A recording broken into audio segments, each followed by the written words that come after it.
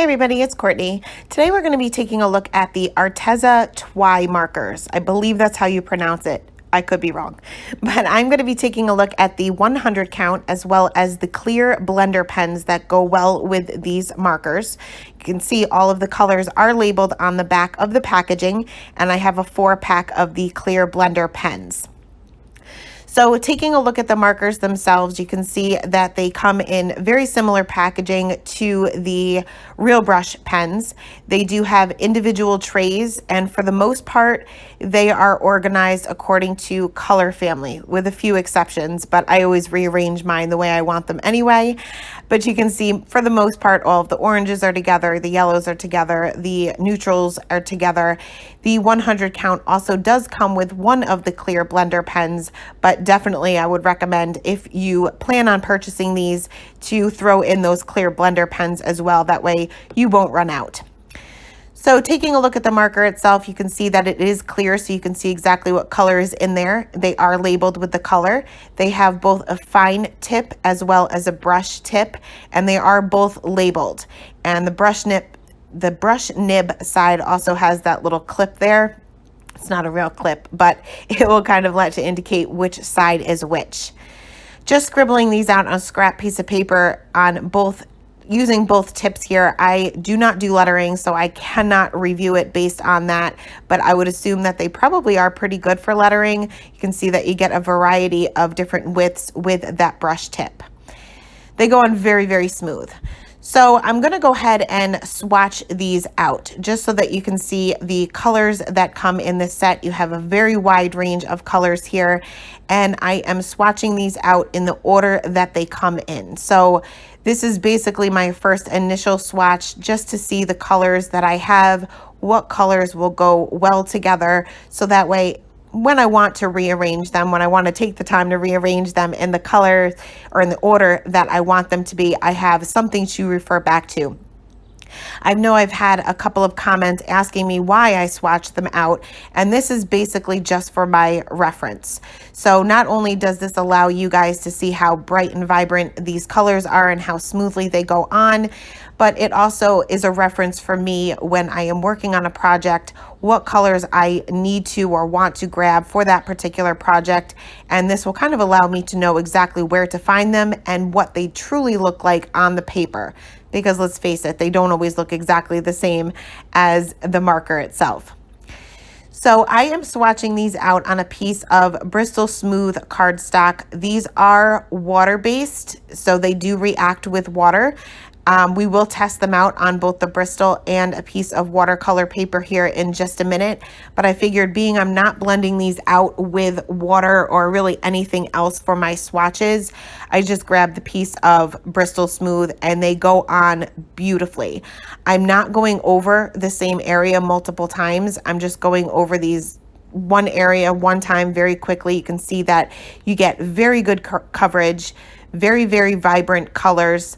I'm going to put all of the, I don't want to say real colors, but the main colors, I should say, here on the front part of this Bristol Smooth paper here. And I didn't cut this down. This is 9 by 12. And the grays and all the neutral tones, which are actually all on one little tray within the packaging, are going to be on the back, just because I didn't allow myself enough room, and I like to kind of keep those separate anyway, because I typically use those for separate things. You can see that you get a wide variety here. You get lots and lots of pinks and purples and blues, and they seem like they're pretty much in the order that would blend nicely together, with the exception of this crazy one here. But we're kind of starting to move into the greens, which are a little bit mixed up, so I'll probably change those around. But you can see that the colors that are next to each other are similar enough where you're going to be able to blend them nicely. So they do put them in order for you like that. You may still want to kind of mix things up and put them in your own order, but for the most part, from what I'm seeing anyway, before I'm actually working with them, I have not made a project with these yet, but just looking at them, they seem like they are kind of in order as far as what will blend nicely with what. So I'm going to flip my paper around here and work on my grays and my neutral tones here. And I love the fact that they come with a lot of grays. Now you can always blend your grays out to get all different shades of gray, but sometimes I'm a little lazy and I like to create shadows on things, and sometimes I just like to color everything black and white. So I like the fact that they do give you quite a few grays in this set. The neutral tones, there's not a whole lot. There are some browns and different variations of browns, but there's not quite as many as I probably would have liked, just because I like to do hair and skin tones and things like that. So you may struggle a little bit with that, but overall, great variety of colors that you get in this set. So we're going to test this out, test the blending out for these markers on a piece of Bristol Smooth as well as a piece of the ARTEZA watercolor paper. And I'm just labeling those even though that's cut off and you can't even see. So first I'm just going to kind of scribble to see how they go on with both tips here. And on the Bristol Smooth, it is a lot smoother naturally because it's not textured. Next, we're going to blend them out with water. So I'm just using a red here, scribbling some out on the paper, and then taking a wet paintbrush and kind of moving that color. I did have a little bit more of a harsh line on the watercolor paper. I did find that the Bristol Smooth was a little bit better for this technique.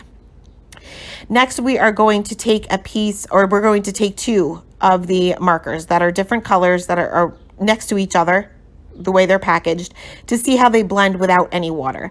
You can see I get a pretty good variation of color there on the Bristol Smooth. I tried putting the light first and then the dark first, and I got pretty much the same results.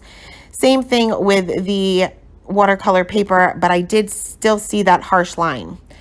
Next, I'm going to lay both these same colors out and then blend them out with that wet paintbrush on both papers here, and I got very similar results.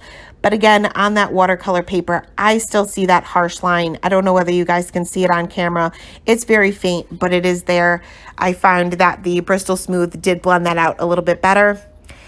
Next, I'm just scribbling onto an acrylic black and picking that up with a damp paintbrush and just getting a watercolor effect for backgrounds or whatever. And you can see that that went on very nicely on both of the papers. So next, I'm going to go ahead and scribble down some of that color and then blend that out with these clear blender pens on both the Bristol Smooth as well as the watercolor paper. Again, worked on both. I think I got a little bit better results on the Bristol Smooth because it is smooth. Next, I'm going to scribble both of these colors out and then blending that out with the clear blender pen, and I got even more of a gradient. So you get a very nice ombre look with these blender pens on both of these papers.